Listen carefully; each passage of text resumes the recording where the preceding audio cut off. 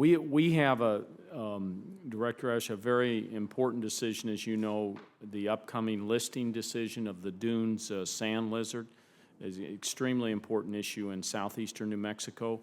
New Mexico ranchers, oil and gas producers, the State Land Office, and BLM have entered into conservation agreements covering 90% of the lizard's habitat in New Mexico. Last week, Senator Bingham and I sent you and Regional Director Tuggle a letter commending the work on these agreements. We encourage the Fish and Wildlife Service to finalize similar agreements in Texas. What do these conservation agreements mean for ranchers or oil and gas producers who have signed them?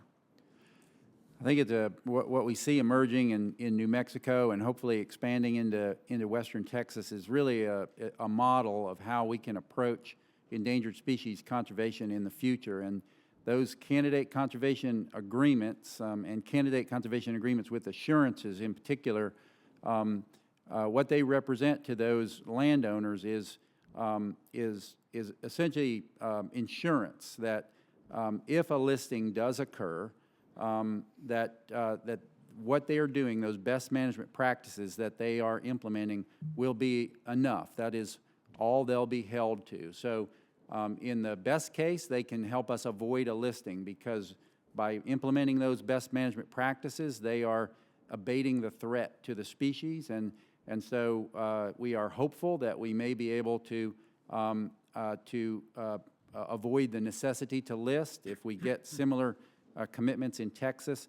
But even if we have to list, they have that assurance that those practices that they've committed to are all that they'll be held to in the event of a listing. And from a scientific perspective, how valuable are these agreements to protect the species?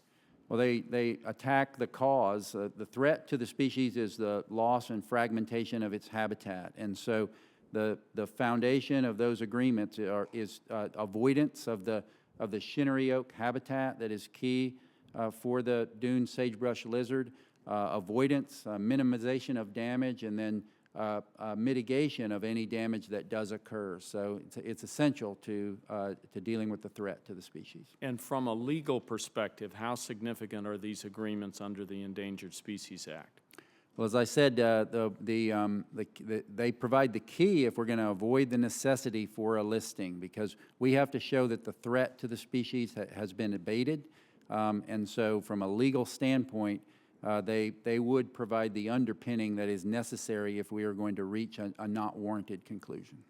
And as you're aware, Director Ashe, the Center for Excellence for Hazardous Materials Management in Carlsbad is a respected and independent third-party nonprofit organization responsible for holding the lizard permit as part of these conservation agreements. Can you explain the role of the Center for Excellence in Carlsbad and how valuable they have been in this process? Yeah, we have to, when we form a candidate conservation agreement, we have to have somebody to hold a permit. And in this case, we've had a third party step up in New Mexico to be the holder of that permit. And then they'll be the party that we go to ensure that the permit terms are being adhered to and that we can show that the conservation that is supposed to occur is actually occurring. And we have seen thus far an excellent track record in New Mexico, so reason for optimism. And their job is to go out on the ground and make sure that the conservation is actually occurring. It's occurring, correct. The third-party permit holder. Have we ever seen conservation agreements on the scale that New Mexico has done for the lizard? And if they are successful, could they be a model to protect future species? I'm not aware of any application where we've seen candidate conservation agreements at this scale. We have now, I think, 2 to 2.5 million acres of land in eastern New Mexico covered under candidate agreements that will help us conserve both the lizard and the lesser prairie chicken. And this really is, I think, an emerging model for endangered species, for candidate conservation, where we get ahead of a listing decision. We put conservation on the ground. We're working with private landowners.